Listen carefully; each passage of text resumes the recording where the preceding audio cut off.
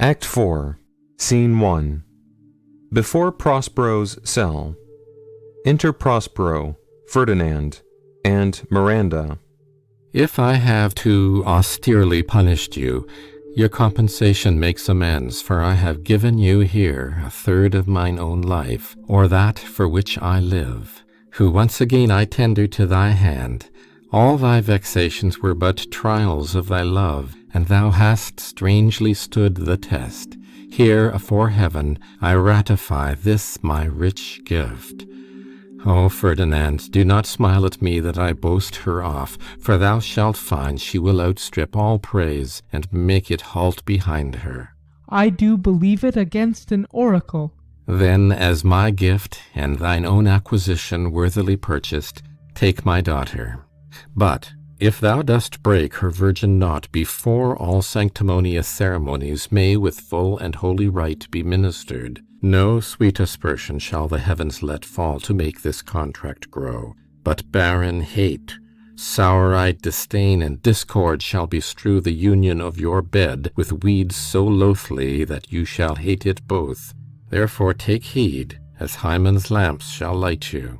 As I hope for quiet days, fair issue, and long life, with such love as 'tis now, the murkiest den, the most opportune place, the strongest suggestion our worser genius can, shall never melt mine honour into lust, to take away the edge of that day's celebration, when I shall think or Phoebus' steeds are foundered, or night kept chained below. Fairly spoke. Sit then and talk with her, she is thine own. What, Ariel? My industrious servant, Ariel. Enter Ariel. What would my potent master? Here I am. Thou and thy meaner fellows your last service did worthily perform, and I must use you in such another trick. Go, bring the rabble, or whom I give thee power, here to this place. Incite them to quick motion, for I must bestow upon the eyes of this young couple some vanity of mine art. It is my promise, and they expect it from me. Presently? Aye, with a twink. Before you can say come and go, and breathe twice, and cry so, each one tripping on his toe will be here with mop and mow. Do you love me, master? No? Dearly, my delicate Ariel, do not approach till thou dost hear me call. Well, I conceive. Exit Ariel. Look thou be true. Do not give dalliance too much the rein. The strongest oaths are straw to the fire in the blood. Be more abstemious, or else good night your vow. I warrant you, sir, the white, cold, virgin snow upon my heart abates the ardour of my liver. Well, now come, my Ariel, bring a corollary rather than want a spirit. Appear, and pertly. No tongue, all eyes, be silent. Soft music. Enter Iris. Ceres, most bounteous lady, thy rich lees of wheat, rye, barley, veges, oats, and peas, thy turfy mountains, where live nibbling sheep, and flat meads thatched with stover, them to keep, thy banks with pioned and twilled brims, which spongy April at thy best betrims, to make cold nymphs chaste crowns, and thy broom groves, whose shadow the dismissed bachelor loves, being last lorn, thy pole-clipped vineyard, and thy sea-marge, sterile and rocky hard, where thou thyself dost air the queen o' the sky, whose watery arch and messenger am I, bids thee leave these, and with her sovereign grace, here on this grass plot in this very place, to come and sport, her peacocks fly amain, approach rich Ceres, her to entertain. Enter Ceres. Hail, many-coloured messenger, that ne'er dost disobey the wife of Jupiter, who with thy saffron wings upon my flowers diffusest honey drops, refreshing showers, and with each end of thy blue bow dost crown my bosky acres and my unshrubbed down. Rich scarf to my proud earth, why hath thy queen summoned me hither to this short grass green? A contract of true love to celebrate, and some donation freely to estate on the blessed lovers. Tell me, heavenly bow, if Venus or her son, as thou dost know, do now attend the queen, since they did plot the means that dusky dis my daughter got, her and her blind boy's scandaled company I have forsworn.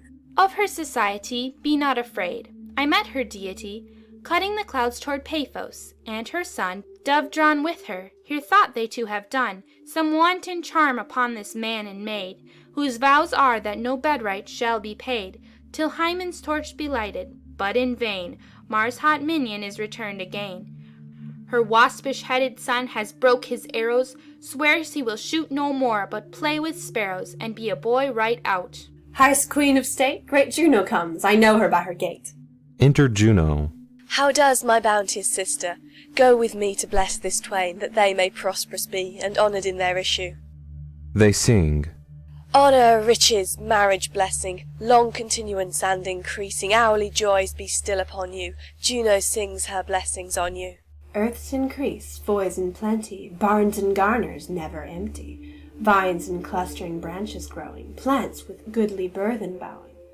Spring come to you at the farthest, in the very end of harvest. Scarcity and want shall shun you. Ceres' blessing so is on you. This is a most majestic vision, and harmonious charmingly. May I be bold to think these spirits? Spirits, which by mine art I have from their confines called to enact my present fancies. Let me live here ever. So rare a wondered father and a wife makes this place paradise. Juno and Ceres whisper and send Iris on employment. Sweet now, silence. Juno and Ceres whisper seriously. There's something else to do. Hush and be mute, or else our spell is marred. You nymphs called naiads of the winding brooks, with your sedged crowns and ever harmless looks, leave your crisp channels and on this green land answer your summons. Juno does command. Come, temperate nymphs, and help to celebrate a contract of true love. Be not too late. Enter certain nymphs. You sunburnt sicklemen of August weary, come hither from the furrow and be merry.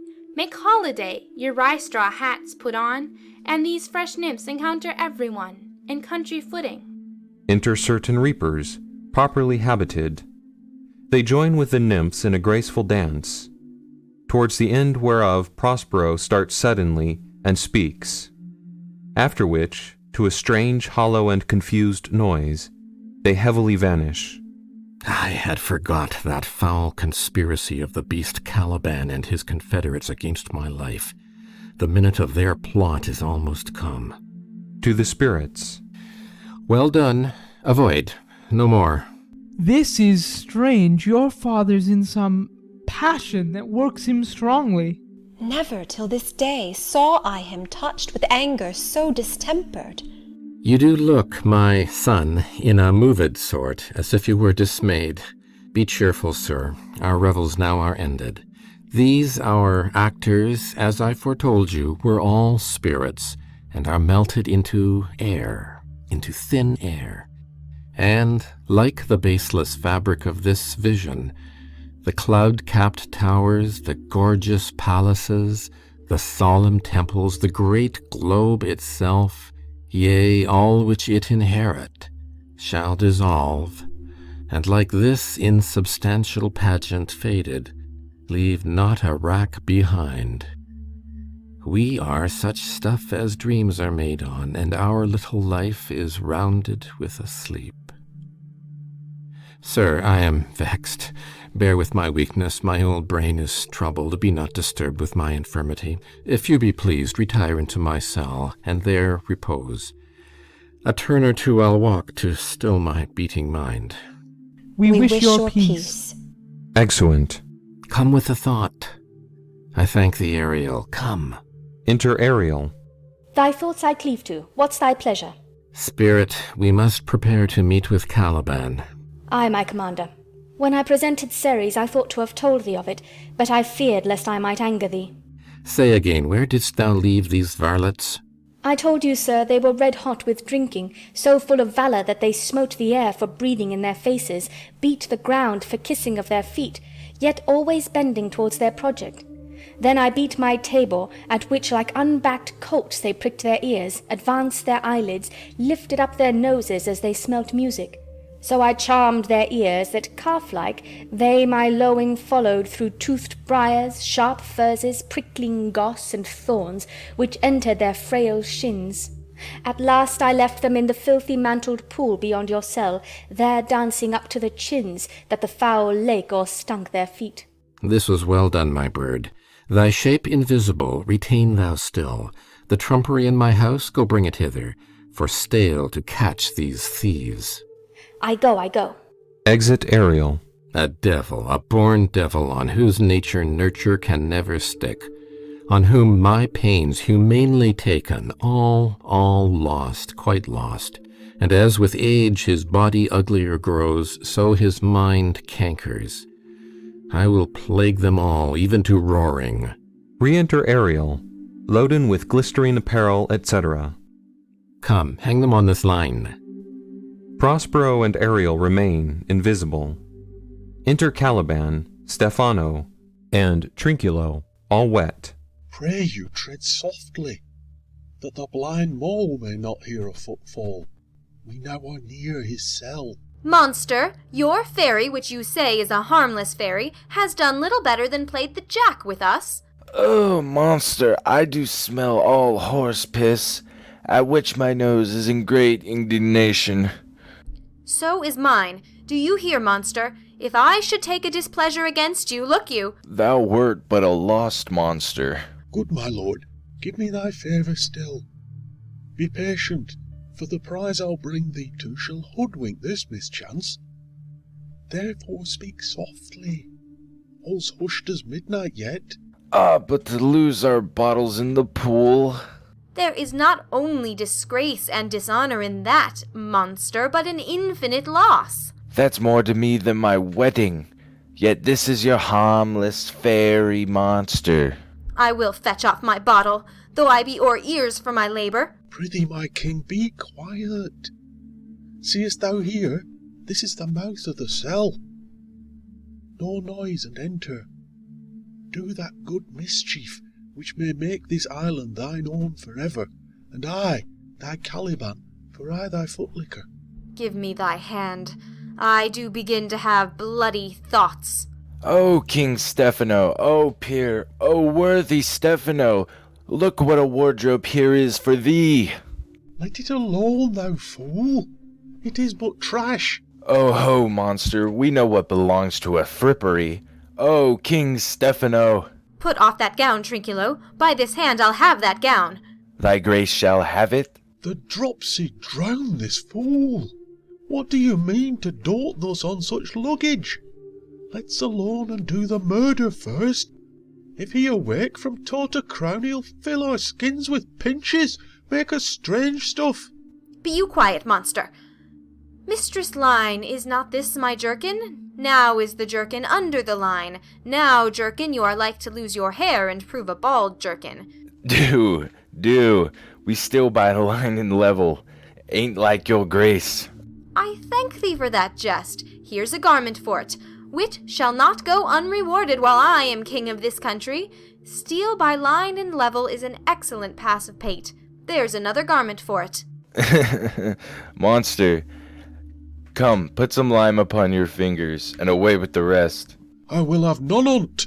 We shall lose our time, and all be turned to barnacles or to apes with foreheads villainous low. Monster, lay to your fingers. Help to bear this away where my hogshead of wine is, or I'll turn you out of my kingdom. Go to, carry this. Oh, and this. I and this. A noise of hunters heard. Enter divers spirits, in shape of dogs and hounds, and hunt them about, Prospero and Ariel setting them on. Hey, mountain, hey! Silver, there it goes, Silver. Fury, fury, there, tyrant, there, hark, hark! Oh, oh, oh. Caliban, Stephano, and Trinculo are driven out. Go charge my goblins that they grind their joints with dry convulsions, shorten up their sinews with aged cramps, and more pinch-spotted make them than pard or cat-a-mountain. Hark, they roar. Let them be hunted soundly. At this hour lie at my mercy all mine enemies. Shortly shall all my labours end, and thou shalt have the air at freedom. For a little follow, and do me service. End of Act 4.